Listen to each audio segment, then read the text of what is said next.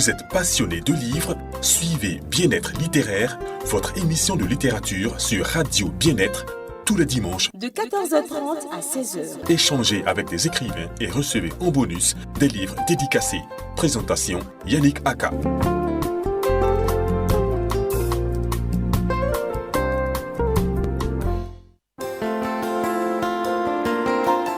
Amis auditeurs de la 94.0 FM, bonsoir. Nous sommes heureux d'honorer ce rendez-vous littéraire ce soir, cet après-midi. Et c'est avec joie que nous vous retrouvons pour ensemble partager un moment privilégié où nous parlerons de livres, où nous parlerons de littérature. Il est de coutume de convier sur ce plateau un écrivain. Aujourd'hui, nous recevons Nza Bamba avec son œuvre « Le bonheur est une métaphore ». C'est l'occasion de saluer tous nos auditeurs qui nous honorent par leur fidélité. Et je veux dire comme ça un joyeux anniversaire à l'une de nos auditrices, Hélène Yao. Joyeux anniversaire au nom de tous les auditeurs, au nom de la radio Bien-être.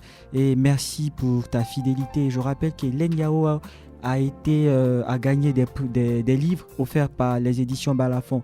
C'est aussi une occasion de vous rappeler que vous pourrez aussi obtenir des livres des éditions Balafon en participant à l'émission Bien-être littéraire en appelant le 40 26 07 50. Alors tout à l'heure, Nza Bamba sera sur ce plateau et nous discuterons, nous échangerons avec lui pour mieux connaître sa vie d'écrivain, pour mieux connaître aussi son œuvre. Je rappelle également qu'il y aura un critique littéraire du nom de Manchini Defela qui va exploiter de fond en comble l'œuvre de Nza Bamba.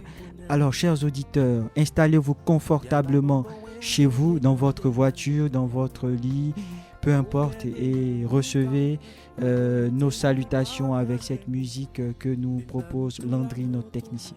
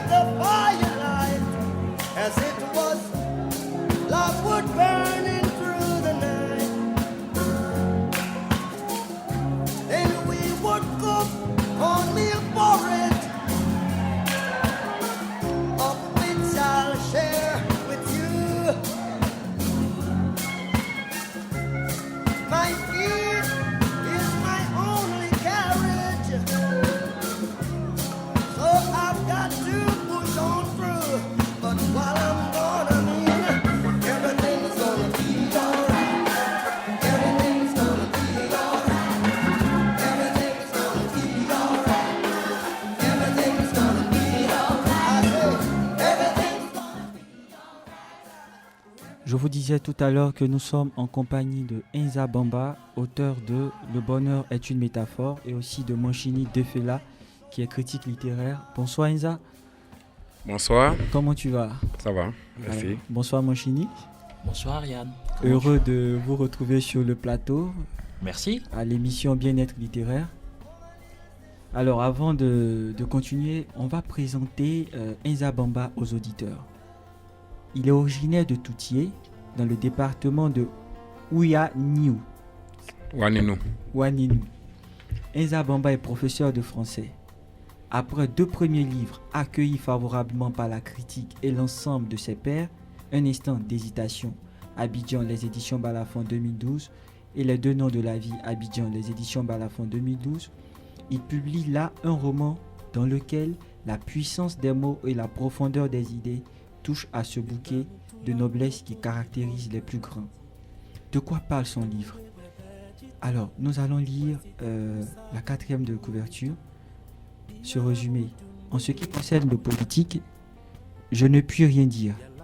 Je n'ai pas encore expérimenté la conjonction entre politique et bonheur. Mais le poète en a une idée. Je dirais que le bonheur est une métaphore. Puis, il se profile comme une entité impossible, plus éclatant il est. Il est en effet dans la réalité, je dirais plutôt dans l'irréalité même, du bonheur, cette part d'incongruité qui caractérise la métaphore par ailleurs. Cette dernière relève d'un accident de la pensée, comme le bonheur en est un dans l'existence. Cela veut dire que je ne me fais pas d'illusions. La vie est faite pour subir l'éternel tiraillement entre les secousses, les impondérables, les aléas. Quand un moment de répit nous vient, ce que nous appelons bonheur, c'est tout juste un incident de parcours en attendant les prochaines épopées. Exactement comme la métaphore est une parenthèse sous la plume du poète qui finit par revenir à l'essence utilitaire de la langue, c'est-à-dire à son humanité prosaïque. Comme la métaphore, le bonheur est, à main égard, une noble imposture. Alors, Enza, c'est ce qui figure sur ta 4e de couverture comme résumé. Ouais. Tout à l'heure, nous allons en parler de fond en comble. On va d'abord aborder l'actualité littéraire, les événements qui ont meublé l'environnement du livre la semaine passée et cette semaine. Il s'agit d'abord du Massa, n'est-ce pas, Manchini? Oui. C'est quoi le Massa pour nos auditeurs? Enza, c'est quoi le Massa? Toi qui as participé. Je pensais, c'est le marché des arts et du spectacle africain. D'accord. Qui est mis en place depuis des années, mais vu les années de turbulence, de convulsions que nous avons connues, il y a eu un arrêt. On reprend. Mais cette année, comment ça se passe? Le Massa fait fondamentalement la part belle aux arts du spectacle. D'accord. Voilà. Donc la musique, les arts corporels et tout. Mais c'est aussi la grande solidarité des arts. Donc il y a un espace effectivement qui est consacré aux écrivains, aux livres, qu'on appelle le carré des écrivains. D'accord. Les grandes maisons qui participent de l'animation de la vie du livre en Côte d'Ivoire ont chacun un stand. Moi, ce matin, par exemple, je viens de faire une dédicace depuis 9h sur le stand de Balafon. D'accord. Les éditions Balafon, je rappelle que c'est la maison d'édition qui soutient notre émission et qui récompense la fidélité des auditeurs. C'est pourquoi vous pourrez appeler au 40 26 07 50 pour obtenir des œuvres dédicacées. Alors, Manchini, tu étais aussi au Massa? Non, pas aujourd'hui. Je serai au Massa à partir de demain. À partir de demain. Voilà. D'accord. Alors, la deuxième actualité, il s'agit de Livresque de Yeni Didi. Tu y étais? Oui, j'y étais. Alors, qu'est-ce qui s'est passé à Livresque? Je sais qu'il y a eu Kajim comme invité. Qu'est-ce qui s'est passé? Comment tu l'as vécu, etc. D'abord, faut préciser que c'était la première fois que j'allais à Livresque. D'accord. Donc, Yeni Didi, c'est une jeune dame à encourager. D'accord. Et voilà, j'ai vu Kajim, j'ai vu tous les amoureux du livre, en tout cas, qui étaient là et tout était parfait, quoi. Voilà ce que je peux dire. Ok, alors on encourage nos auditeurs à participer aux événements littéraires, n'est-ce pas, Enza? Oui, surtout nos jeunes dames, nos Amazones. Yeni, Emeraude Diolo, Bien sûr. et tout ça qui... Il y a aussi Essie Kelly, on va en parler. Elle Voilà. revient avec les mots d'ombre. Ouais, de Paris. Ouais. Nos jeunes dames qui créent des espaces Mhm. pour faire connaître le livre, pour ne pas que le livre soit lettre morte. Ah, bien sûr. Voilà, parce qu'il faut créer une animation, une vie. Nous sommes dans une société du spectacle. Bien sûr. Voilà, le livre, c'est pas le théâtre forcément qui se représente, mais il faut créer des animations. Elles ont tout le mérite d'y parvenir. C'est beaucoup de générosité, beaucoup d'engagement, parce qu'au bout du compte, il n'y a pas de l'argent, c'est de la passion, donc on les encourage effectivement. D'accord. Alors, merci Enza, et je voudrais aussi rappeler que Essie Kelly revient. Elle annonce pour le mois de mai son événement Les mots d'ombre. Alors, c'est l'occasion aussi de l'encourager, de lui souhaiter bonne arrivée en Côte d'Ivoire et bon vent pour tes activités dans le cadre de la promotion du livre. Enza, tu as déjà entendu parler de Les mots d'ombre ici? Oui, elle m'a invité l'année dernière, j'étais très, très pris. Je n'ai pas pu y être physiquement, mais je la connais. C'est une amie, c'est une camarade. Nous étions ensemble l'année dernière en dédicace conjointe au Salon du Livre de Paris. Ouais. On a commencé par l'ambassade de France avec Balafon. C'est là que j'ai fait sa connaissance et D'accord. depuis nous avons des relations très courtoises et très chaleureuses. D'accord. Alors, le dernier point, il s'agit un peu de la promotion, de votre regard sur le livre en Côte d'Ivoire, sur la promotion du livre en Côte d'Ivoire. Quel est votre regard? On va commencer par Monchini d'abord, peut-être. et puis... Non, mais je pense qu'il serait plus intéressant de commencer par Isa. C'est lui, C'est c'est lui lui qui a notre l'honneur. roi ce matin. Alors, Enza. Oui, parce que Makini se dérobe un peu, c'était... Oui, il a c'est une fuite en avant, une oui. fuite en avant. Oui. Ouais, bon, c'est pas grave. Mais on ne s'y laissera pas prendre. On sait Mais bien que sûr. sur la question, on connaît les mémorables coups de gueule de Makini. Non, pour être un peu plus sérieux, Mhm, on fait ce qu'on peut, nous les écrivains, mhm. avec des personnes comme toi qui est des deux côtés, écrivain et homme de communication. Merci. Mais nous avons besoin d'être accompagnés, effectivement. Bien sûr. Parce qu'il ne faut pas se faire d'illusions. On a beau épiloguer sur le destin qui est fait au livre, il ne faut pas se faire d'illusions. Le livre, ce n'est pas le pain. Le pain, on en a besoin. Bien sûr. Sinon, le corps réclame son dû. Bien sûr. Le livre, dans une société comme la nôtre, la société de consommation avec les exigences, etc., la pauvreté galopante, le livre devient souvent comme une sorte de luxe. Donc, c'est à nous, les écrivains, et tous ceux qui participent à la chaîne du livre de trouver des espaces. Bien sûr. Mais surtout les pouvoirs publics. Bien sûr. Les pouvoirs publics. J'ai été fasciné par le cas du Sénégal. Lorsque le président a pris des mesures pour promouvoir le livre. Par exemple, il a essayé de rénover toutes les bibliothèques en Côte d'Ivoire. Au Sénégal, oui. Oui. La rénovation systématique de toutes les bibliothèques en Côte d'Ivoire. Et deuxièmement, les maisons d'édition, il a essayé de favoriser un allègement fiscal à toutes les maisons d'édition, etc. En tout cas, pas mal de mesures pour permettre la promotion du livre.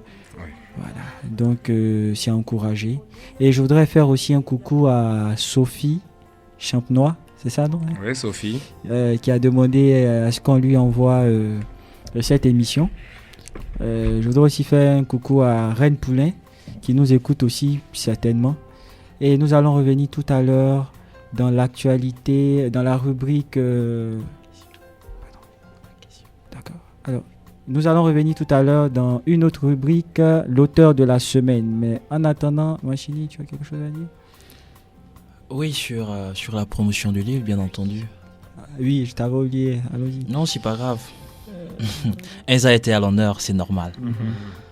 Alors, tu as pris tout à l'heure l'exemple du Sénégal. Il faut Tu as fait le Sénégal? Oui, j'ai fait plusieurs connais années au le- Sénégal. Je oui. connais très bien le Sénégal. Je suis aussi membre donc de l'association des écrivains du Sénégal. D'accord. Donc, au Sénégal, il faut reconnaître déjà qu'il y a une nette différence d'abord entre le Sénégal et la Côte d'Ivoire. Déjà, pour le budget donc, alloué déjà au ministère de la Culture, on est déjà au Sénégal à près de 1%. Ici, on est à 0,17%. Donc déjà, il faut aller voir déjà que la culture, en fait, en Afrique n'est pas pour le moment, en tout cas, la poule aux œufs d'or, quoi. Ça, c'est quelque chose déjà qu'il faut déjà commencer à corriger. Et le livre en particulier est malade. Le livre est malade en Côte d'Ivoire. Et d'où principalement les coups de gueule que je faisais. Qui ont été souvent mal pris. Qui ont été souvent mal pris, qui ont été souvent mal interprétés. Mais bon, vous savez, moi je ne mâche pas mes mots. Mon chéni, il est aimé ou il n'est pas aimé. Bon, c'est comme ça. Enza, tu fais partie aussi de ceux qui ont mal pris le coup de gueule de mon chéni? Non, pas particulièrement. Pas particulièrement parce que je sais qu'il faut un peu de tout pour faire un monde aussi. Ok. Et puis ce n'est pas ce que Mancini fait, ce n'est pas... Il le fait avec les couleurs de son cœur, avec peut-être un peu de fougue, etc. Mais foncièrement, il est dans le vrai. Sans lui couper la parole, puisque vous donnez tous les deux l'exemple du Sénégal. Il faut bien qu'effectivement nous tendions vers ce qui est fait au Sénégal. Mais le Sénégal, c'est une longue tradition de lettres, de littérature, de culture. Senghor. N'oubliez pas que le premier président de la République sénégalaise, c'était Senghor. Oui, c'est par rapport à cette référence justement que le président a pris ses décisions. Et oui, et c'est important parce que la culture, avant l'arachide même, a longtemps représenté la première matière d'exportation du Sénégal. Voilà. Donc, ça donne des acquis. Si bien que toutes les autorités qui président aux destinées du Sénégal doivent perpétuer cette tradition parce que les Sénégalais, même au Massa, ça se sent là, les troupes, etc. Donc, pour revenir à Mancini, voilà, c'est... Oui, en plus, pour ajouter quelque chose à ce que Enza vient de dire, il faut aller aussi reconnaître que notre ancien feu président Félix Houphouët-Boigny a aussi été un grand homme de culture. C'est des pensées qui sont restées, qui ont voyagé, qui ont fait le tour du monde. Donc, parler de culture en Côte d'Ivoire, je pense que c'est très important. Et puis le livre, vraiment doit s'habiller parce que il y a des efforts à faire, il y a trop de choses à faire, il y a trop de choses qui manquent, il y a beaucoup à faire en Côte d'Ivoire, en tout cas en matière de livres. Parce que même les coups de gueule n'ont pas changé grand-chose. Mais bon, on continuera le travail. On espère qu'on nous écoutera. Déjà, faut applaudir déjà le changement qu'il y a eu avec d'abord les maisons d'édition, avec les imprimeurs, avec tout le monde. Il y a une grande amélioration. Déjà, c'est à applaudir. Et puis, pour le reste, on y travaille. Et on espère qu'on va y arriver. Voilà. C'est l'occasion aussi d'encourager nos responsables au ministère de la Culture, notamment Monsieur le ministre de la Culture, Maurice Bandama, Monsieur Henri Nkumo, qui est très dynamique dans la promotion du livre, et notre président Josué Guébo et tout son bureau, et tous ceux de manière individuelle qui ont des activités dans le sens de la promotion de la culture, disons dans le sens de la promotion du livre. Alors, nous allons revenir tout à l'heure dans l'actualité. L'auteur de la semaine et notre illustre invité, Enza Bamba, sera au fauteuil blanc. Alors, à tout à l'heure.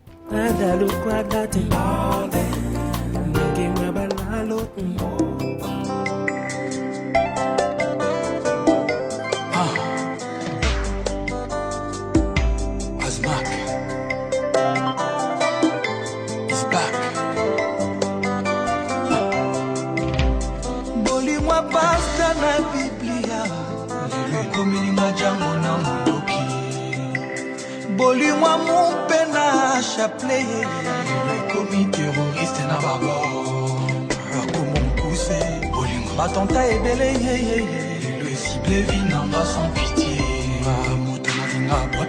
Sauvetage Zoka tobola yango Naegala bangado na bimandenge nini Warzeline Okoto Mère Latifa Aziz Del Nido Samantha et Alvin Mapukula Yebisa Asmak Atala Pekotoyo LOL Bolimwa pelouse synthétique Lelo ebomwa mitera milangi na mabanga Bolingo ceinture na loketo Lelo ebongwami nango serpent Eswinga venez na yango mangu Tawaluka antidote trop tard Kongo mokuse L'amour badega ebele ye Le kanginga notage wapio Azmak Awa yo pesinga le do Yeba souci azana nzela Ba pur petit ne ba problème Bango yo esi bakaninga Souci na pensée Torture avant goût Avant liwe komila L'amour assassin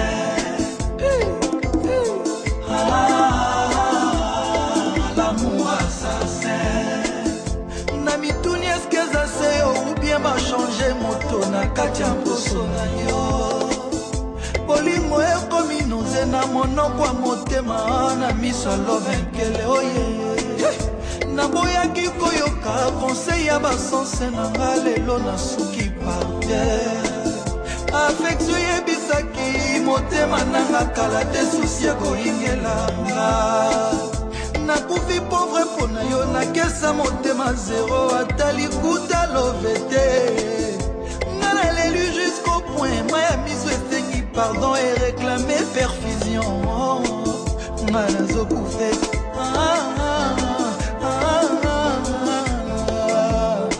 Asmaka bominga yeye Atuenga yeye L'amour assassin Manazokufe yeye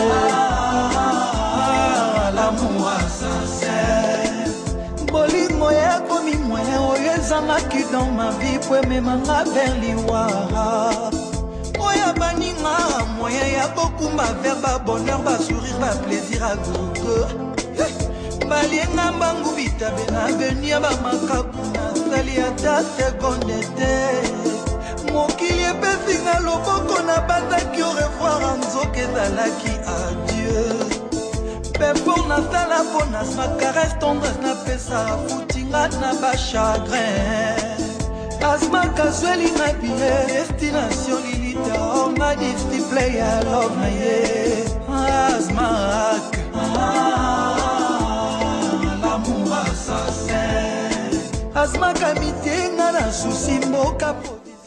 Auditeur de la 94.0 FM, je disais tout à l'heure que vous êtes sur Radio Bien-être à l'émission Bien-être littéraire et nous faisons encore un coucou à Sophie Champemois, à Reine Poulain, Hulot Dagbert, c'est ça, hein? Je ne me suis pas trompé de son nom, Hulot. Ok, et aussi à tous nos auditeurs, fidèles auditeurs qui nous écoutent. Il y a aussi la critique en Neb Sosti, ouais, je te fais un coucou aussi. Alors, Enza et Manchini, nous sommes, c'est l'occasion de parler de l'auteur, Enza Bamba, son œuvre Le bonheur est une métaphore. Manchini, alors Enza, comment tu peux te présenter aux auditeurs? Oui, moi je crois que tu l'as fait tout à l'heure avec des thèmes suffisants. Mais mieux que moi. Qui Enza, qu'est-ce qu'il fait? Il est difficile de parler de soi-même. Je marche sur des œufs là, mais enfin. Ce serait prétentieux. Oui, ce serait prétentieux. Pérempte toi-même. Mais je vais dire que je suis auteur. D'accord. Auteur, quelqu'un qui depuis 3 ans maintenant titille un peu les muses avec des fortunes diverses. Mm-hmm. Mais enfin, je suis surtout professeur de lettres. D'accord. Professeur de lettres. Mm-hmm. Donc on pourrait dire que entre mon métier, enfin je suis venu un peu à ce métier par des formations professionnelles aussi. Mm-hmm. C'est le même univers. Mm-hmm. Voilà, grosso modo, je crois que cela devrait suffire. Mm-hmm. Le principal étant le livre. Ok. Alors, qu'est-ce que Enza aime faire dans la vie, à part enseigner, écrire? Comment tu occupes tes journées? Oui, mais ça dit beaucoup, hein? Ah oui. Tout à l'heure, Makini me disait qu'on devait se voir et qu'on n'a pas pu. Parce qu'effectivement, entre enseigner, c'est-à-dire faire le travail qui vous permet d'assurer le pain quotidien, d'accord, et se consacrer à cet hobby, à ce travail d'écrivain, c'est déjà beaucoup. On espère qu'on pourra trouver le temps, en dehors de cela, à consacrer à ceux qui nous aiment, notamment la famille. Mais quand je finis d'enseigner, que je finis de de côtoyer la fratrie du livre, dont je retrouve ici une parcelle représentative avec vous, mais je crois qu'il ne reste pas beaucoup de temps. Même pour se reposer, c'est difficile. Pour prier aussi? Non, la prière, ça fait partie de la vie. Et puis, ça prend pas, moi qui suis musulman, 5 fois par jour, ça prend pas... Assez de temps. Ça prend pas une éternité. En fait, je parle de prière parce que on remarque dans tes écrits ton attachement à la religion, à ta religion. Mais on va revenir tout à l'heure. Mais il y a une question que je suis impatient de poser. Et cette question est posée à tous nos invités. Enza, est-ce que tu as quelqu'un dans ta vie? Tu es marié? Oui, mais attends, à mon âge, ce serait une calamité, le contraire. Je suis marié. Combien d'enfants? 3 filles. D'accord. Tu n'as que des filles? Des filles. Oh là là. Alors, 3 filles. Les prétendants, ils peuvent commencer à venir déjà? Bon, ils peuvent attendre encore un peu. Ils vont attendre encore un peu parce que la première a 17 ans. Hein, ah bon? Ouais, je suppose qu'on doit attendre encore un peu. Ben... Mais la chose ne dépendant pas de moi, bon, voilà, tu sais que... Alors, félicitations et puis on fait un coucou à toutes tes filles. Voilà, à leur mère aussi.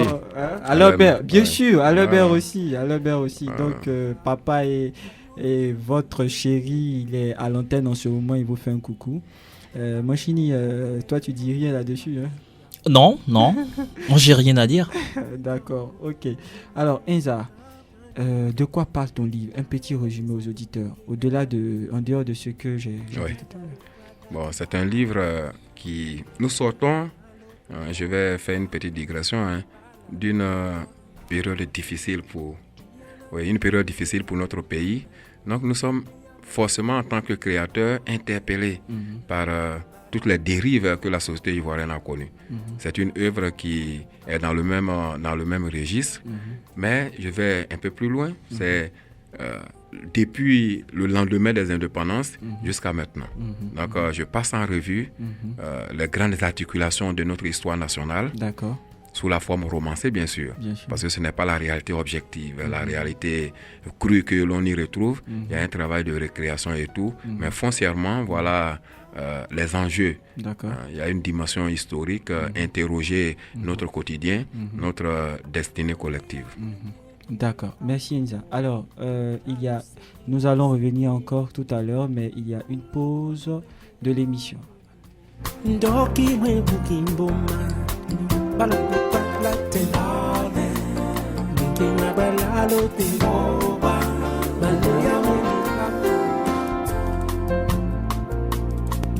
Vous êtes passionné de livres? Suivez Bien-être littéraire, votre émission de littérature sur Radio Bien-être, tous les dimanches de 14h30 à 16h. Échangez avec des écrivains et recevez en bonus des livres dédicacés.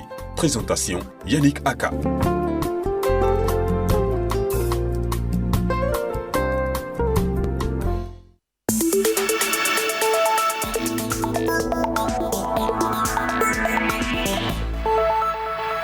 Peace, la paix begins with every commence single human en being. chaque être humain.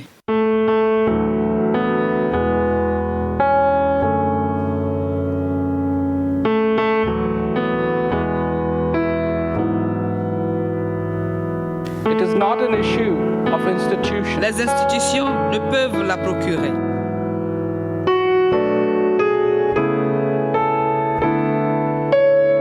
It is something that has to be felt. C'est quelque chose qu'on doit Something ressentir. that has to be C'est quelque experienced chose in the heart que chacun of doit every ressentir person. dans son cœur.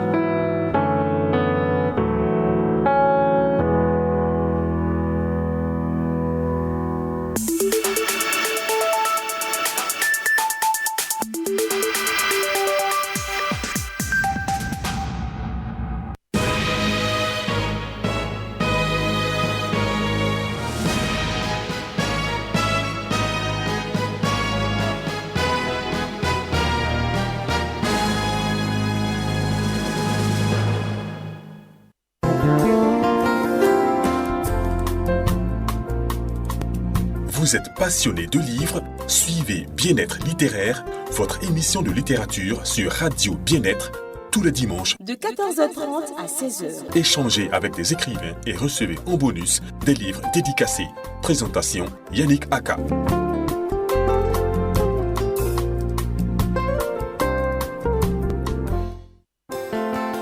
Alors, c'était le top horaire et maintenant nous reprenons l'antenne, toujours avec Enza Bamba et Moshini de Fela. Alors, Moshini, Oui. on continue avec Enza.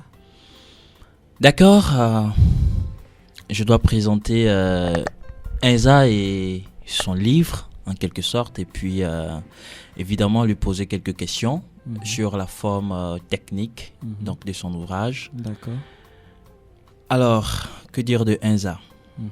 Bon, d'abord, le présenter me serait pure divagation, parce que l'homme est porteur d'une plume qui s'habille au soleil, on va dire ça comme ça. C'est un langage qui, remarquablement, est assis dans le fauteuil littéraire, qui vit en chacun de nous et qui épate jusqu'à fleurir, en tout cas, nos jardins. J'ai lu l'œuvre d'un trait fin, on va dire en 24 heures, en mâchant du chewing-gum, sans couler une seule sueur, comme cela m'arrive très souvent avec beaucoup d'ouvrages. Donc j'ai poncé mes veines de sourire et j'ai crié « Voilà une cave dorée, écarlate, où de longues chansons viennent témoigner du presque achevé. » Parce que voyez-vous, sur les 62 478 mots relevés, j'ai compté au total que 65 fautes. Donc entendez par là les clichés, les fautes d'orthographe, de grammaire, les coquilles et tout ça. Soit une moyenne de 0,1%. C'est un record en Côte d'Ivoire, surtout de nos jours, sans compter... C'est le livre où j'ai relevé tous les figures de style, surtout l'oxymore. Tu as méticuleux, Moshini. Ah, mais c'est ça. Mais c'est cela, c'est cela. J'ai relevé tous les figures de style et ce que j'ai apprécié en tout cas, c'était... En 24 heures. Oui, en 24 heures. C'est pas compliqué. C'est un record. Hein. L'oxymore est développé dans son livre. Pour un roman, c'est incroyable.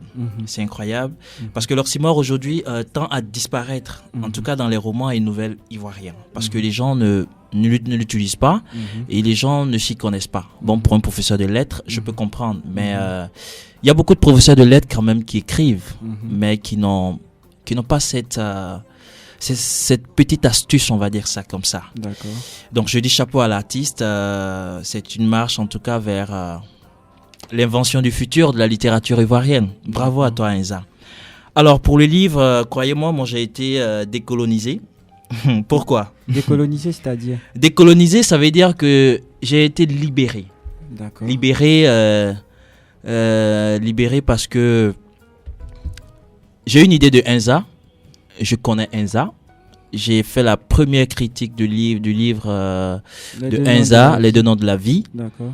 Et je ne connaissais pas l'homme, mais je connaissais son œuvre. D'accord. J'ai vu aussi un instant d'hésitation. Ce sont des ouvrages qui parlent par eux-mêmes.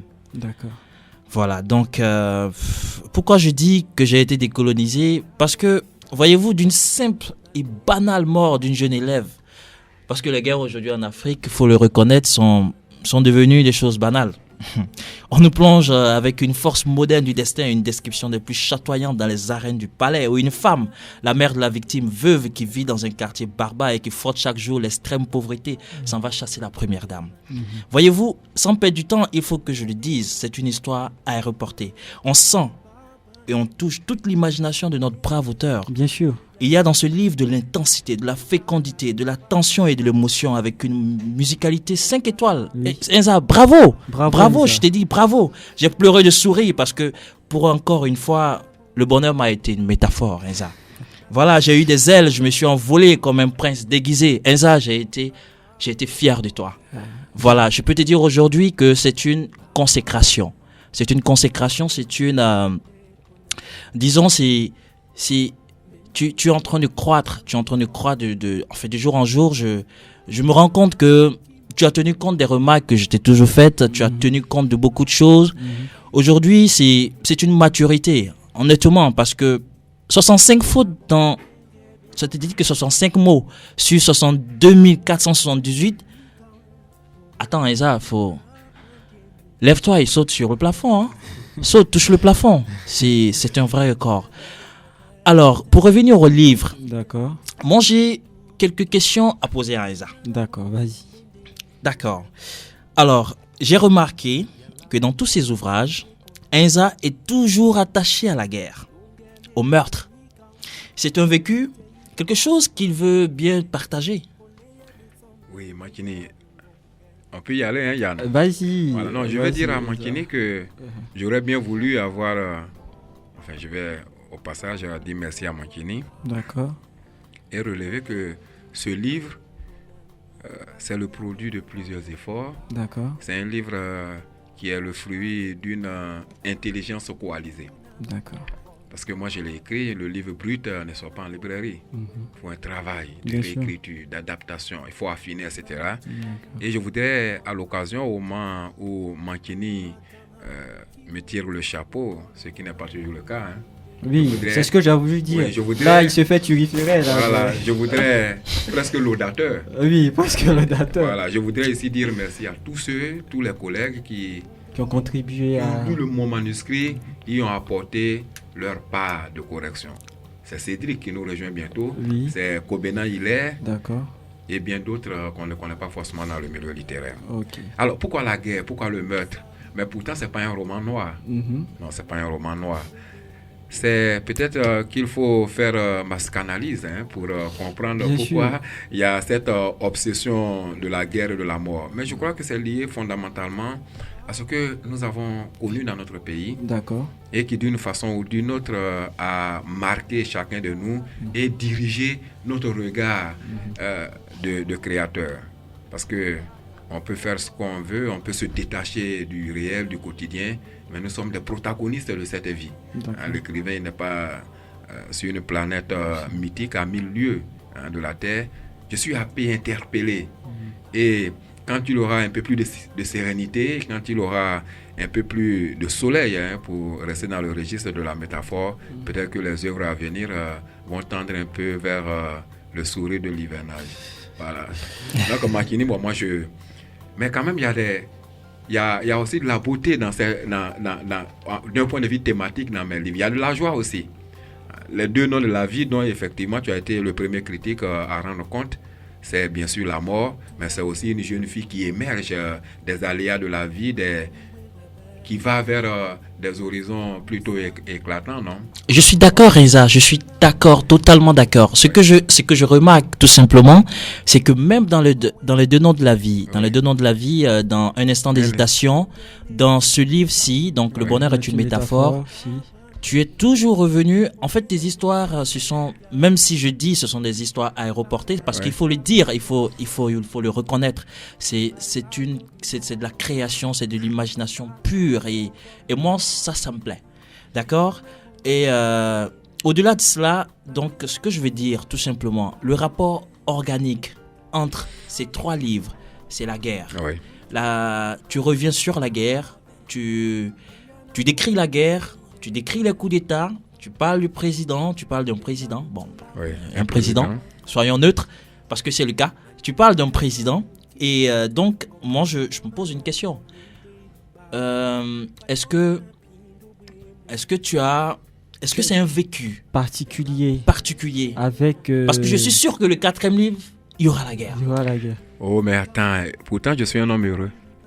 Une enfance, n'est-ce pas un oxymore? Oui, une enfance dans un jardin, un homme heureux, presque ayant vécu dans une ambiance très édénique, etc. Mais c'est pas lié à ma propre perception de la vie. Ce n'est pas que je suis un homme qui est dans une situation défaitiste, mais c'est l'environnement général. Ouais, c'est satirique. Nous avons vécu, au moment où j'écris notamment les 2 premières œuvres, une exacerbation de notre angoisse existentielle en Côte d'Ivoire. La peur des lendemains qui déchante. On ne sait pas de quoi demain est fait. Une crise à n'en pas finir, une traversée du désert éternel. Ouais. Donc, un auteur qui écrit en ce moment-là, il porte une part de cette charge collective, de cette angoisse, de cette hantise, de ce spleen partagé. Cela revient naturellement dans mes œuvres. Et comme je fais l'effort dans mes œuvres d'interroger notre histoire et de poser les problématiques qui valent, seules notamment en rapport avec une question fondamentale comme le vivre ensemble, au moment de faire le point et de poser le décor narratif ou narratologique, il y a forcément un ensemble de thèmes qui reviennent. Mais la remarque de Mankini, elle n'est pas très innovante. lui, il me l'a fait pour la première fois, mais sempiternellement. C'est ce que me dit Kobena Ile, par exemple. Lui, il dit avec plus de méchanceté que Makini qui fait avec un doigté fin. Alors, on me dit la mort est présente. Mais quand j'écris, vous le savez plus, autant que moi, nous sommes tous des auteurs. Au moment où nous sommes soumis, nous sommes sous le joug de notre inspiration, bien sûr. Il n'est pas très facile de faire ce travail de sélection de filtres. Oui. Mais sans doute, Makini, on pourrait aller un peu plus loin pour faire de la psychocritique. Oui. Voilà, peut-être que les spécialistes vont camper mon profil psychologique en lisant. Mais ils nous mettent déjà sur le chemin en parlant de. Voilà, Makini a commencé là. Mais moi j'ai une question, une question que certainement certains auditeurs ou alors certains lecteurs qui ont lu certaines de tes œuvres se posent. Le bonheur est une métaphore. Est-ce une perception pessimiste de la vie? Parce que tu parles de destinée. Je prends par exemple la page 21. C'est une approche foncièrement humaine, donc intrinsèquement avilie, que de croire que le mal échappe à la volonté d'Allah. Les calamités qui assombrissent notre destinée ne revêtent-ils pas de la logique discrétionnaire du souverain suprême? La mort de la petite, c'est aussi une émanation de la miséricorde du Très-Haut. Le mal est une déviation de la création. Le Créateur ne fait que les choses bonnes. Elle, l'esclave, ne devrait pas chercher à éluder les intentions du maître. Voilà, il y a ce passage-là. Et dans ton livre, lorsque tu parles de destinée, lorsque tu décris la vie, c'est comme si il y a toujours quelque chose qui vient, court-circuiter cet instant de bonheur, cet instant de bien-être, cet instant du bon vécu. Oui, Yann, déjà, je connais ton plan. Tu veux me mettre en parole avec Soalé. Parce que Soalé n'aime pas cette obsession de la fatalité. Voilà. Parce que pour lui, c'est la démission. C'est l'expression que je refusais d'employer. C'est une démission coupable, etc., etc. Non, je crois que cette œuvre... Parce que je me demande aussi, excuse-moi de t'interrompre, est-ce que tu n'as pas vécu personnellement quelque chose qui te permet de décrire de manière noirate aussi la vie ou bien... Oui, j'ai mon histoire personnelle. Voilà. J'ai mon lot de calamités personnelles aussi. La vie, chacun de nous, à un moment donné, a pu subir des séquences plutôt tragiques. D'accord. À des niveaux divers, selon des proportions diverses. Parce que je suis un adulte maintenant. Pour être là où je suis, je viens de très loin. Bien sûr. Souvent, la route a pu être longue ou abrupte, etc.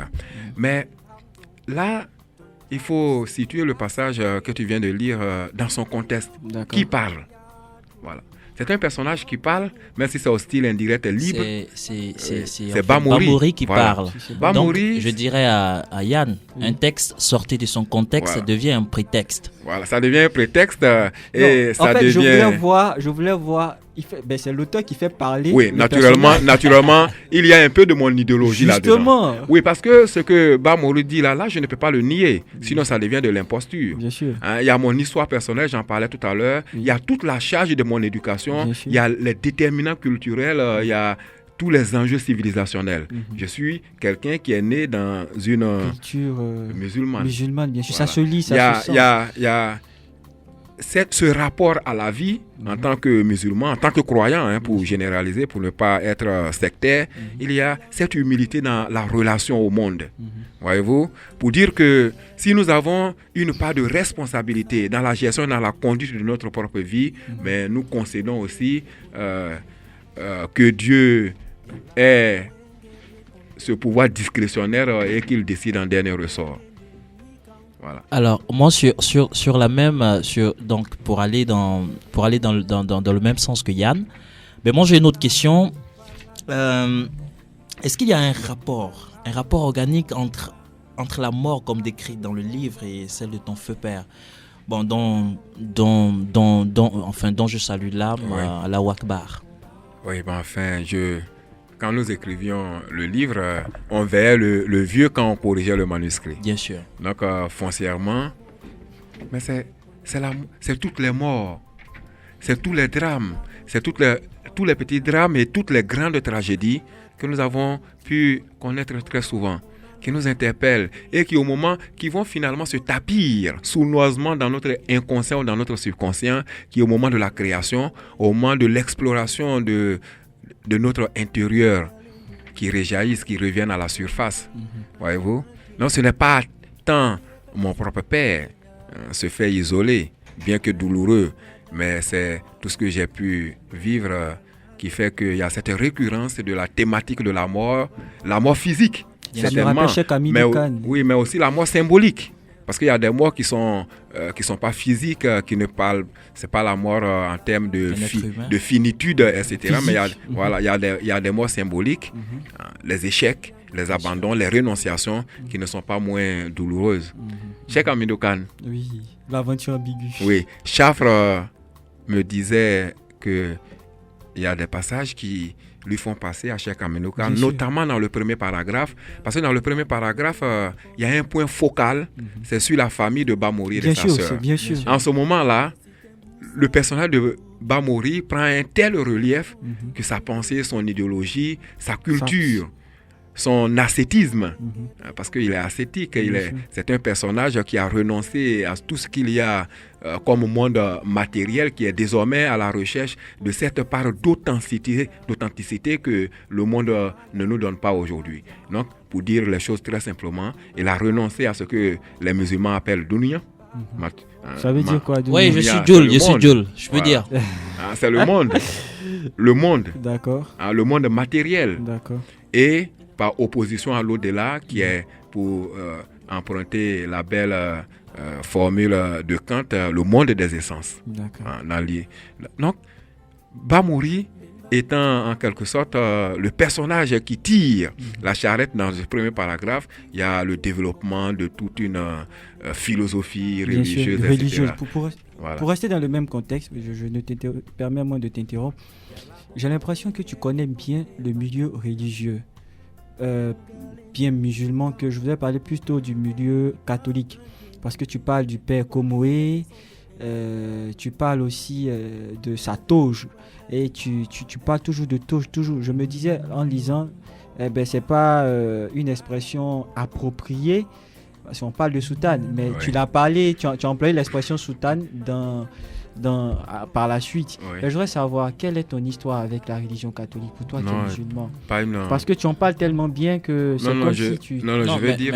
Mais Enza, pardon de t'interrompre, bon, je veux plutôt dire à Yann que je ne suis pas d'accord avec lui. Je pense plutôt que Enza, quand il décrit la religion catholique, il ne la connaît pas. Ah bon? Non, il ne la connaît pas. Il ne la connaît pas. Il n'a pas d'histoire avec la religion catholique. Il a une idée vague, comme toute personne. Voilà. Bon, tu parlerais comme ça de la religion musulmane. Bon, il y a des choses, il y a certainement, des choses globales que tu pourrais savoir. Moi, je pense que quand je lis l'ouvrage, c'est exactement ce que je vois, et je pense que Cédric l'y a aidé. Voilà. De faire mon entrée dans la scène. D'accord. Et j'aimerais dire comme ça que ces idées-là, Enza les a décrites par rapport à ses connaissances personnelles. Moi, je ne vais pas entrer dans ce débat-là de savoir si Enza connaît assez la religion catholique, mais je me dis que l'écrivain, c'est un citoyen du monde, et un écrivain, il se doit d'être informé de toutes choses. Quand bien même, Mantini l'a dit, il y a des choses qui apparaissent en surface que tout le monde peut savoir. Mais bon, pour appartenir à quelque chose, forcément, on doit savoir tout ce qui est sous-tendu par cette religion. Mais est-ce que tu confirmes? Non, je vais dire que là, je suis d'accord avec eux, parce que il y a la culture, ce que nous sommes tous censés savoir, la culture qui est finalement la somme des apprentissages que nous faisons, apprentissage formel à l'école, apprentissage dans la vie de tous les jours. Mais si vous voyez, je parle effectivement de Bamori et du père Komoé. Bien sûr. Mais je ne rentre pas dans le dogme chrétien. Dans le développement qui est fait, dans la perception, dans tout l'arsenal philosophique qui caractérise chaque religion. Pour la religion chrétienne, je reste très en surface parce que je n'ai pas voulu tomber dans des préjugés. Ne sachant pas, il y avait ce risque-là. Je n'ai pas voulu tomber dans des clichés.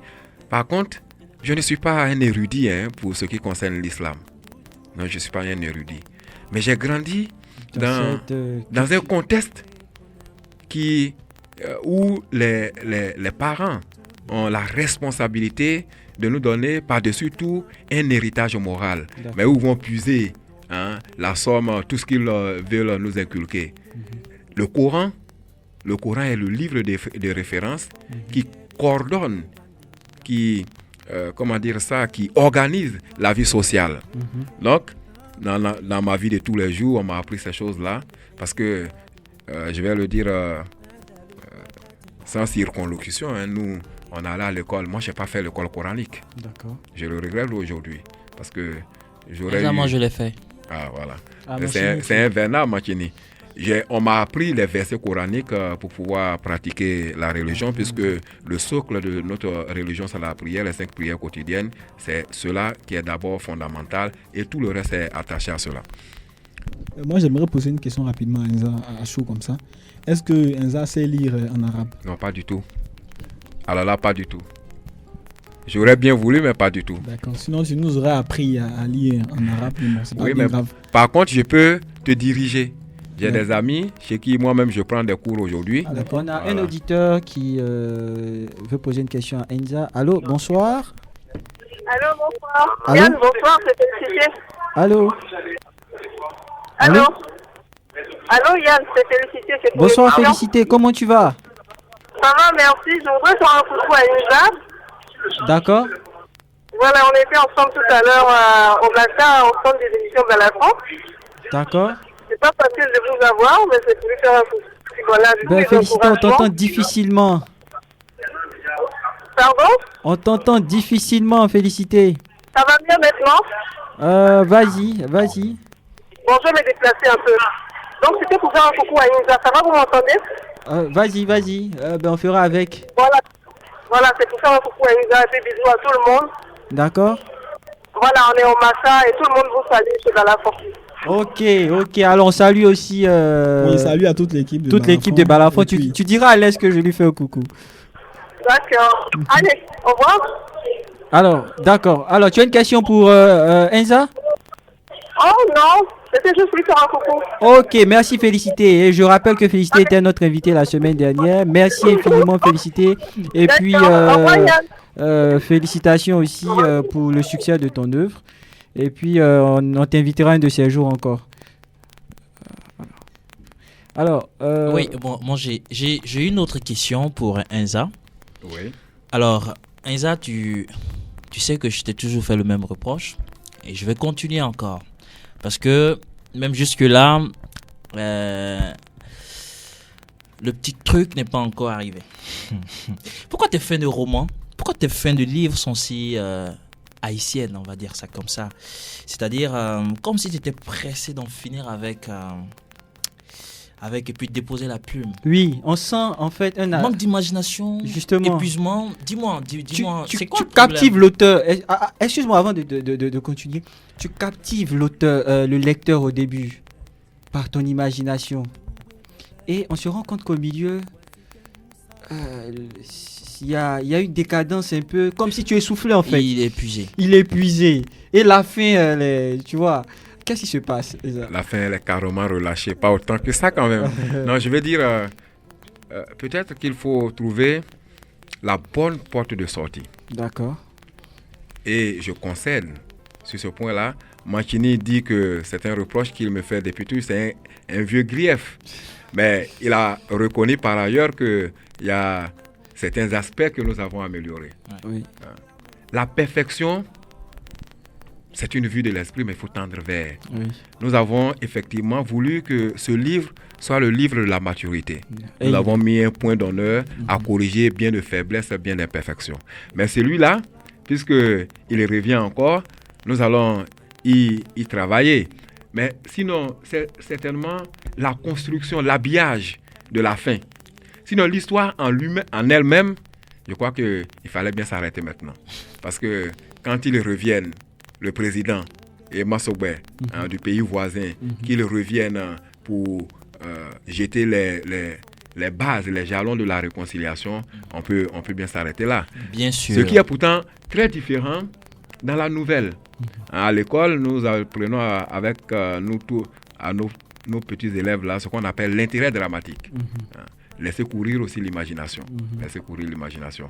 Mais si vous revenez là-dessus, le 4e livre aussi, c'est peut-être dans 1 an ou dans 2, on va travailler cet aspect. Voilà. Bien sûr. Il ne faudrait pas que ce soit parfait tout de suite, sinon Makini n'aura plus rien à dire. Elle va mettre la clé sur le paillasson et on aura su la conscience de l'avoir privé de son pain quotidien. Oui, c'est ça. Et son travail de critique littéraire serait super. Oui, mais attends. Alors, en fait, Enza, je suis d'accord avec toi pour la fin. Non, mais en fait, c'est pas tant que ça. C'est pas la fin en tant que telle. Je veux dire, c'est la manière d'annoncer la fin. On a l'impression, à partir de la page 158, si ma mémoire est bonne, 158, où carrément, tu commences à faire du résumé. Oui. Du résumé, oui. C'est-à-dire tout simplement que où tu faisais de la description chatoyante au départ, on se retrouve dans une description plutôt globaliste. On va dire ça comme ça. Et au fur et à mesure, on a l'impression que l'étau se referme au fur et à mesure. Voilà un peu le reproche. Alors avant de répondre, il y a un auditeur qui veut te poser une question. Bonsoir. Allô. Allô, bonsoir. Yann. Oui, c'est Aubin Seka de Philadelphia. Allô. Oui, allô Yann, bonsoir. Bonsoir. C'est Aubin Seka de Philadelphia. D'accord, Robin, je vous entends mal. Oui, c'est juste poser quelques questions à Enza Bamba. D'accord. Je ne sais pas si c'est enseignant, je voudrais savoir si c'est lui qui enseigne. Allô, il y a certainement un problème technique. Alors, Robin Seka. Allô, Yann, moi je t'entends vraiment bien. Enza, tu entends la question. Alors, posez votre question, parce qu'on vous entend mal, mais bon, on fera avec. Posez votre question à Enza. Alors, je vais demander à Enza, où est-ce qu'il tire toute son inspiration pour pouvoir écrire de si beaux livres. C'est vrai que je n'ai pas encore lu sur cet ouvrage. Mais c'est l'occasion de l'acheter le lundi, dès demain, aller oui, je veux dire que je n'ai pas encore lu pour avoir le contenu, mais à vous entendre. Déjà, on sait que c'est une vache qui est intéressante, qu'il faut avoir. Bien sûr. Alors, je sais pas où est-ce qu'il tire toute cette inspiration quand on sait qu'il... Alors, voilà. Je crois qu'on a aperçu l'essentiel. On a aperçu l'essentiel. Oui. C'est Makini, Cédric, c'est toi qui fais les lettres modernes. C'est le vieux débat entre travail et inspiration. Moi, je crois que dans notre métier, nous avons tous conscience qu'il faut travailler, remettre toujours l'œuvre sur le métier, en toute humilité.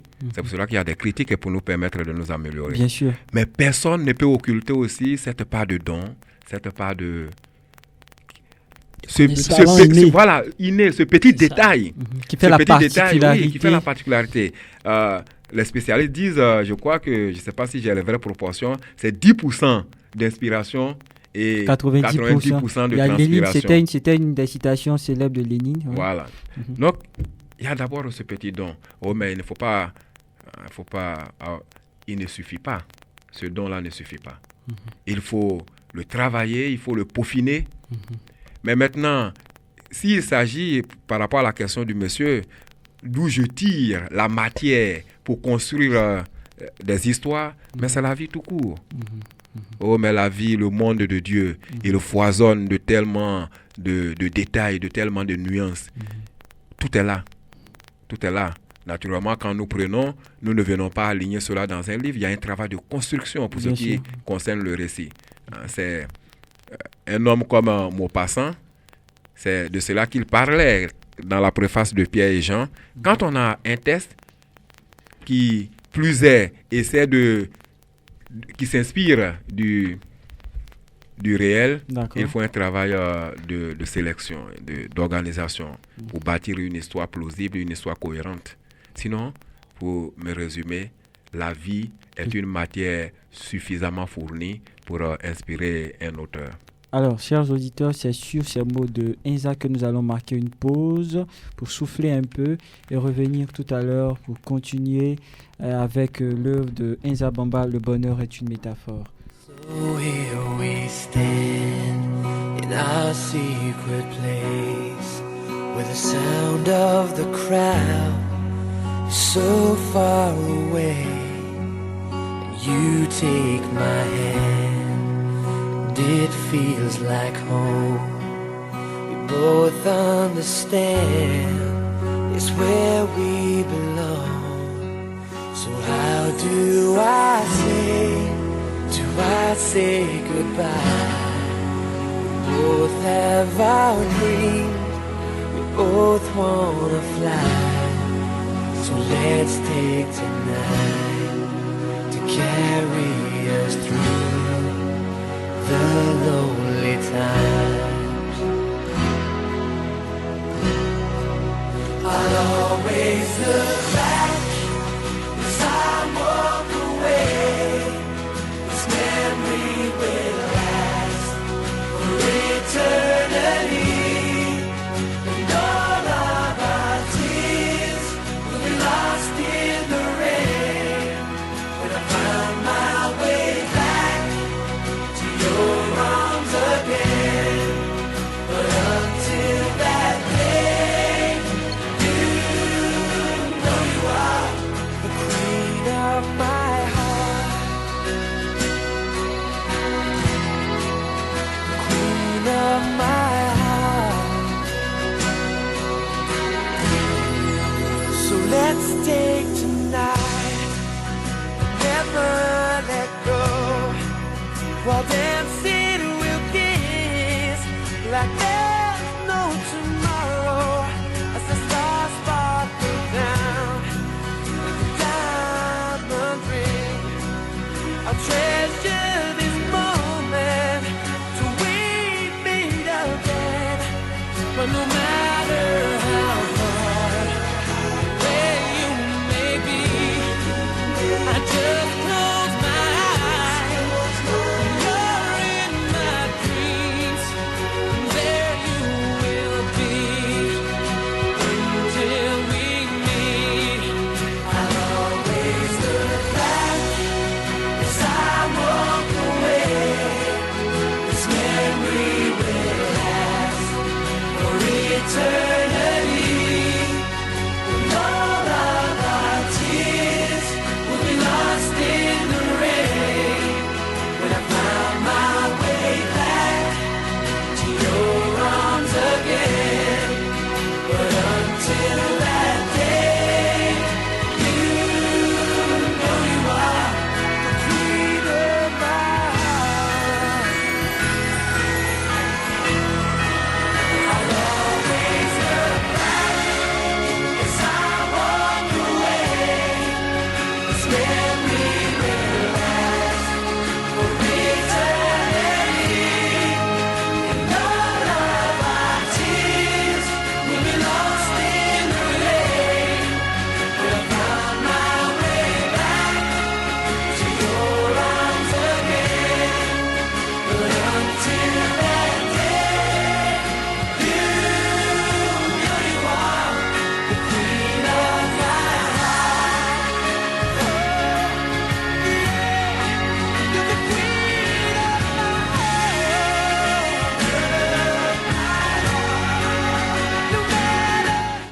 Alors, chers auditeurs, je rappelle que vous êtes sur la 94.0 FM, Radio Bien-être, et vous êtes à l'émission Bien-être littéraire.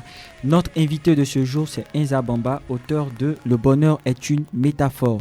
Nous avons aussi comme critique littéraire Manchini Defela et Cédric Marchal qui sont aussi écrivains et critiques littéraires. Alors, Cédric, quelle est ta question pour Inza? Déjà, à chaud, j'aimerais m'intéresser au paratexte même, avant même d'en arriver au contenu du livre. Vous avez déjà commencé à décortiquer le contenu. Donc, permettez que je puisse m'appesantir sur le paratexte. D'accord, mais pour les auditeurs qui ne savent pas ce que c'est que le paratexte, c'est quoi? La couverture, c'est tout. Le paratexte, voilà, il est différent du péritexte. Le péritexte, c'est le texte en lui-même. Et le paratexte, c'est tout ce qui accompagne le livre. C'est-à-dire la couverture, la quatrième de couverture, les citations, les épigraphes, tout ça. Avant même d'en arriver au texte en lui-même. Okay. Voilà, donc j'aimerais lui demander, peut-être que j'ai la réponse, mais pour les auditeurs qui ne sont pas censés le savoir, qu'est-ce qui a motivé le choix de cette image?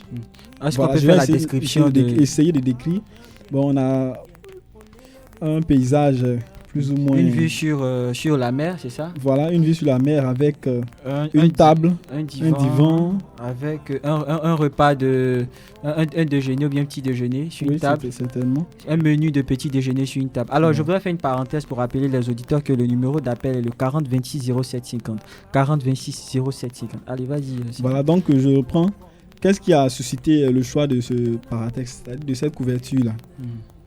Je vais répondre à ça parce d'abord. Que tu es communicateur aussi. Oui, je vais répondre à ça d'abord. Ça, le langage des signes. D'accord, la sémiologie. La sémiologie. Non, parce que on regarde, on voit effectivement un fond avec la lagune, c'est la lagune bleue. D'accord. Mais la lagune et le fauteuil qui est là avec une table achalandée quand même, de petit déjeuner, qu'est-ce que cela inspire? C'est le bonheur. Ne va pas, en tout cas en Afrique, se reposer en bord de mer, en tout cas à la plage, qui veut. Surtout dans cette image traduit, il y a une connotation d'Eldorado, d'Éden. Mais en même temps, nous avons voulu jouer dans cette première de couverture sur des effets de rupture, une sorte de hiatus. Le bleu qui crée un effet de rupture avec la couleur blanche. Déjà. Et le rouge. Il y a cet assemblage de couleurs déjà pour montrer cette irrégularité de la vie. Parce que foncièrement, c'est cela l'idée. Pour dire que le bonheur, on en a une représentation idyllique, mais c'est quelque chose de très relatif en définitive. D'accord. Donc, pour reprendre les mots de notre auteur, de notre invité, le bonheur, comme il a dit, c'est pas une chose homogène.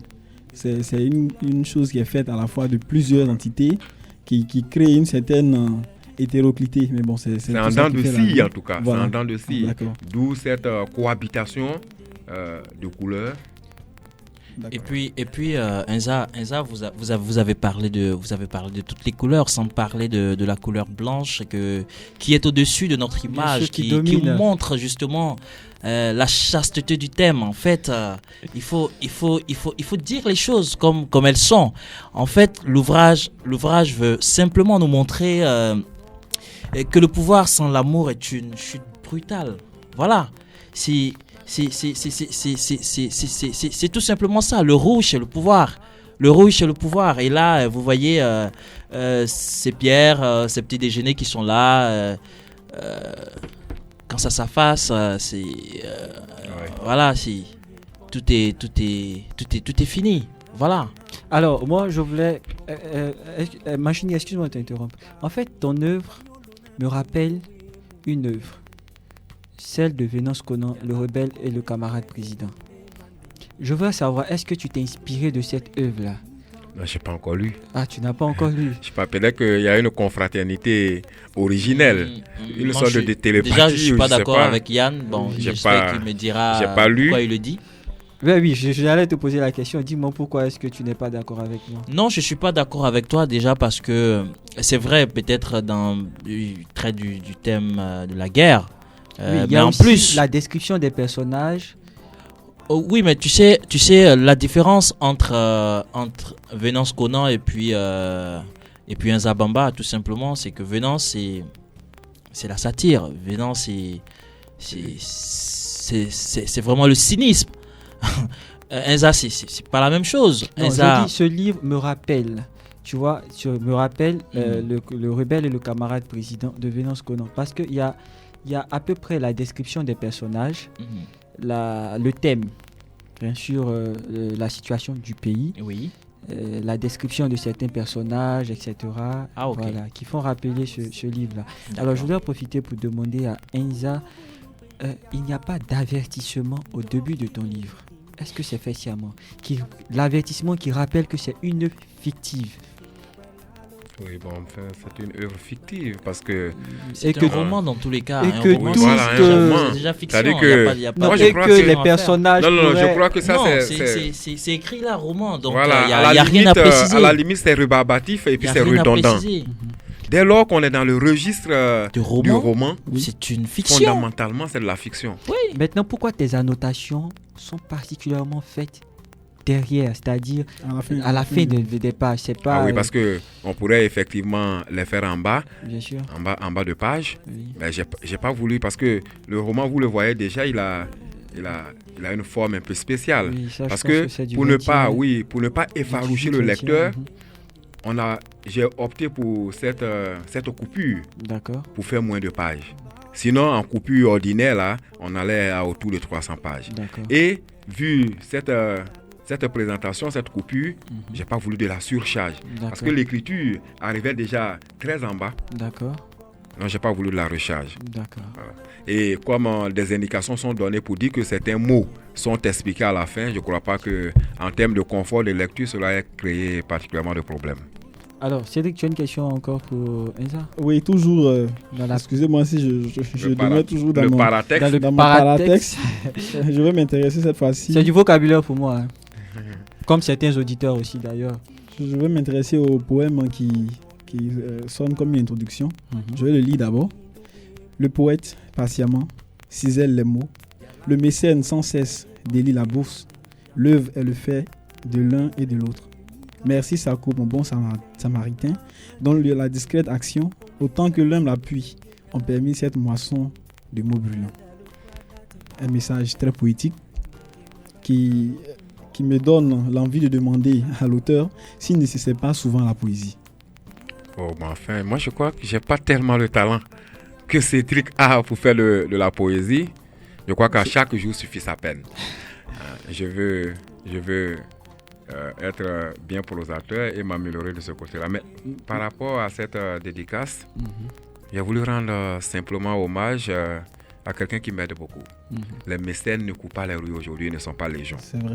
Parce que les gens on est dans une société qui nous impose tellement de contraintes que l'argent, quand on en a pour une fois, on ne veut pas le jeter par la fenêtre. Or, aider les artistes, surtout les écrivains, la littérature étant obligée de se contenter de la part congrue en termes de notoriété, en termes de publicité. Les gens, souvent, quand ils veulent aider des artistes, ils veulent aider ceux qui vont chanter leur nom. Bien sûr. Il y a un peu de narcissisme, un peu de vanité dans l'affaire. Donc, aider un artiste, c'est accepter de l'aider dans l'ombre. Quand vous trouvez quelqu'un qui vous aide. D'accord. Dans l'ombre. Qui plus est, voilà. Il faut bien, de temps en temps, souvent même, à son corps défendant, lui rendre hommage. C'est vrai. Parce que ces mécènes-là, généralement, ils refusent qu'on leur rende hommage. On en parle sur la place publique, effectivement. Donc, vous ne savez pas quel courroux cela a suscité que j'ai pu évoquer son nom sur une page comme ça. Mais j'ai considéré cela comme un doux devoir. D'accord. Alors, je voudrais d'abord te féliciter pour la description de l'aspect surtout de la dialectique entre les deux personnages, le père Komoé et Bamori, surtout leur ouverture d'esprit. Lorsque tu fais une telle description, cela rend un peu l'intolérance religieuse, le fondamentalisme qui caractérise souvent certaines personnes et qui est source de conflit. Alors c'est à ça qu'il faut tendre. Lorsque tu disais par exemple qu'il parle plus des idées convergentes, plutôt que des thèmes qui les divisent.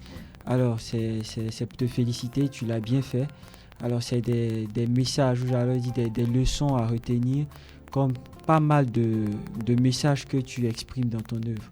Oui, parce que nous sommes, en tant qu'artistes, des dépositaires de la parole. D'accord. Il faut en faire une parole utile. Parce que, comme nous sommes jeunes, et comme nous ne sommes pas encore entrés au panthéon de l'éternité, nous avons tendance à nous sous-estimer nous-mêmes. Or, sans être narcissique, sans être prétentieux, il faut bien dire que nous ne sommes plus tellement le commun des mortels. Notre parole doit être une parole vertueuse. Dans un contexte national comme le nôtre, avec le chaos ambiant, le manichéisme, les uns tirant sur les autres, nous auteurs, nous artistes, nous devons nous poser en apaiseur des consciences. C'est pour cela qu'effectivement, j'ai voulu faire ce rapprochement entre deux hommes, chacun étant profondément ancré dans sa foi, et pourtant qui trouve le temps de cette ouverture nécessaire. Parce que nous sommes dans un monde, dans un pays, mais comme dans le monde tout court. Nous sommes sur le même navire. Nous allons plonger, périr ensemble, ou nous serons sauvés tous ensemble. Que le père Komoé et Bamori l'aient compris, mais moi je crois que c'est de très bon augure. Oui. Et c'est un exemple à suivre. Moshini, tu as une question? Il y a Cédric d'abord. Non, c'est pas une question en tant que telle, c'est pour rebondir sur ce qu'Enza vient de dire. C'est que l'écrivain, il a une mission. Qu'il soit un guide ou pas, il a toujours une mission. Parce qu'il doit pouvoir amener les siens à atteindre un certain niveau. Et Enza, on pourrait le féliciter comme tu l'as dit, parce que ce clin d'œil qu'il fait à la tolérance, vraiment, ça doit interpeller tout le monde. Parce que je me dis, le mal de la Côte d'Ivoire, c'est l'intolérance. D'accord. On n'est pas prêt à accepter que l'autre ait des idées qui divergent. Voilà, donc c'est un chapeau que j'aimerais lui tirer et lui dire de continuer dans ce sens-là. Ça me rappelle continuer d'éclairer nos consciences sur les valeurs. La tienne est suffisamment éclairée. C'est quand même le grand Cédric qu'il ne faudrait pas non plus tomber dans une humilité surfaite. C'est trop d'honneur. Ça me rappelle une citation de Hegel qui disait que la vérité ne se trouve ni dans la thèse, ni dans l'antithèse, mais dans la synthèse. Ouais. Voilà. Et Platon qui disait que le dialogue est le chemin par lequel nous atteignons la vérité. Nul n'a l'exclusivité de la vérité, nul en est exclu. Ouais. Alors, Moshini. Oui, d'abord, je voulais aussi rajouter ceci, c'est que fondamentalement, le livre de Enza n'est pas lié à la guerre. Ça aussi, il faut le préciser avant que les auditeurs peut-être ne croient que c'est un livre comme les autres qui reparle de façon infinie encore de la guerre et tout. Non, il faut dire aux auditeurs que c'est un livre d'amour. C'est un livre qui parle d'amour. C'est une fille violée, massacrée par un groupe de voyous soldats, d'accord, et qui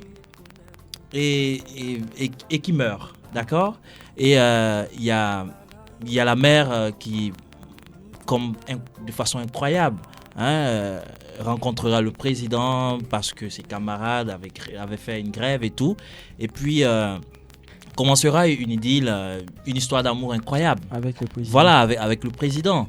Et donc c'est une histoire d'amour vraiment, j'allais dire, à reporter, comme je le disais tantôt, parce que c'est inimaginable. C'est aussi cette envie de tolérance que Enza nous invite à vraiment faire, à vraiment avoir, parce que avoir sa fille violée, pardonner, c'est déjà grand. Oui. Et puis voilà, c'est en fait vraiment tout ce parcours qu'il faut recentrer. Le livre n'est pas un livre qui parle de guerre. De la guerre à 100%. Non, qui parle de la guerre.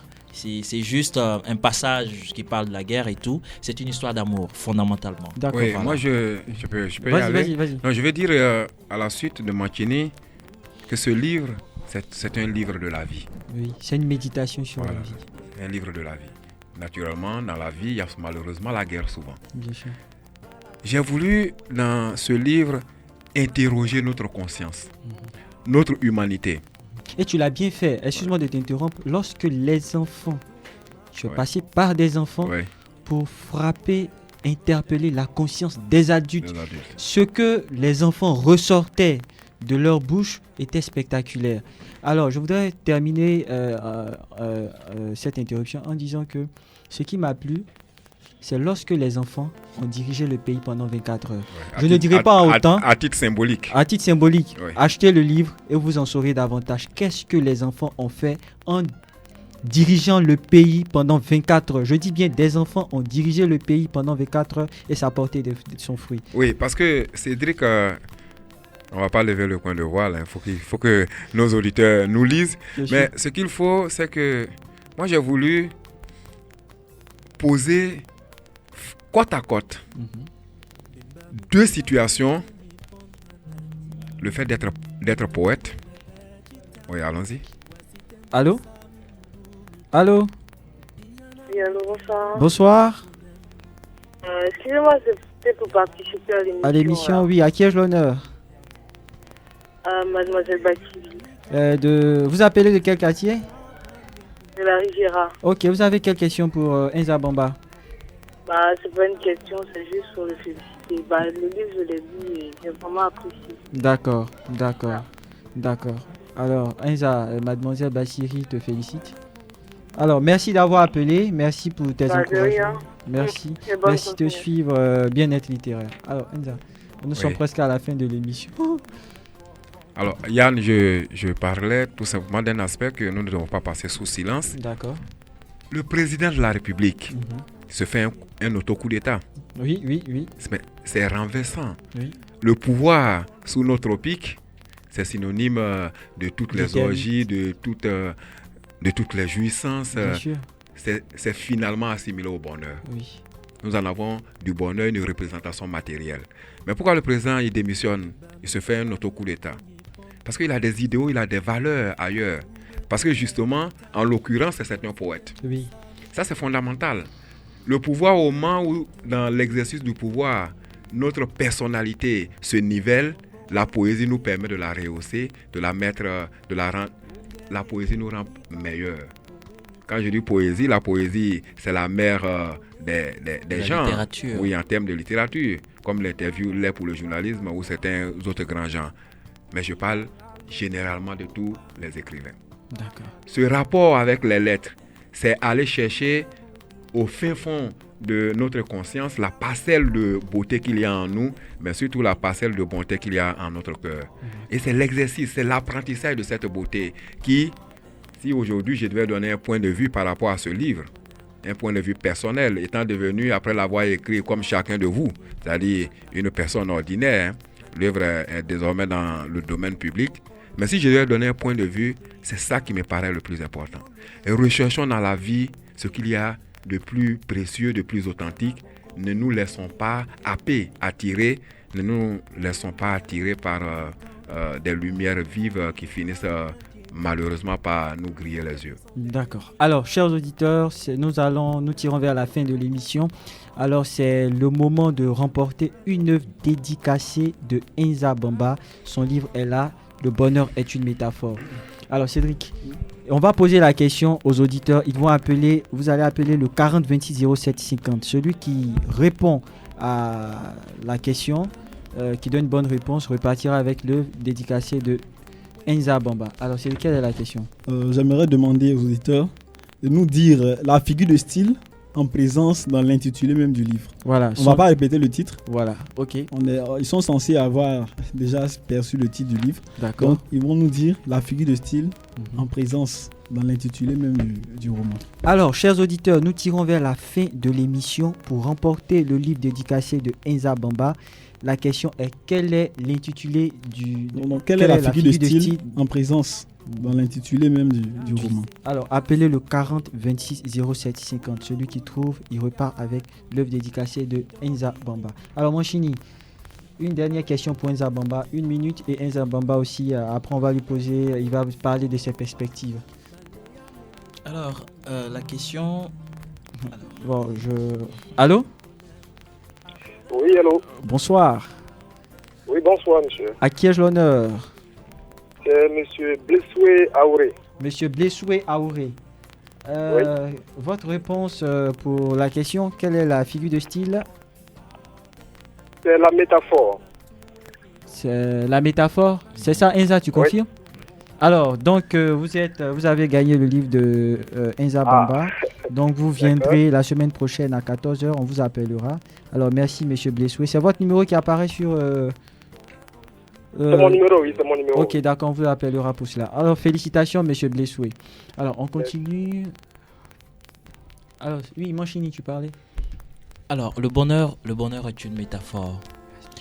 Au départ, je te l'avais dit, ça m'avait paru titre d'essai. Oui. Aujourd'hui, tu confirmes que c'est un roman, par tes écrits, par ta plume. Qu'est-ce que tu penses de toi aujourd'hui? Oh, mais enfin, c'est une question extrêmement difficile et dangereuse en définitive, hein, Machini. Non, moi je veux écrire des livres. écrire des livres et donner le temps au temps d'affiner les choses. Et sans doute, avec le soutien des uns et des autres, mais grâce à une heureuse fortune, sans doute parviendrai-je à glaner les lauriers. Mais je n'en fais pas une fixation. Je ne veux pas rentrer dans la cour des grands ici et maintenant parce que en m'y efforçant contre vents et marées, je risque de le faire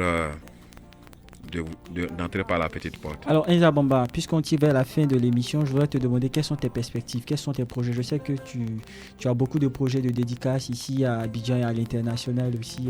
C'est l'occasion de suivre ton actualité. Quels sont tes projets? Oui, je viens de finir déjà il y a 2 semaines la dédicace, la séance de présentation de l'œuvre à mes pairs et à la presse, au grand public. D'accord.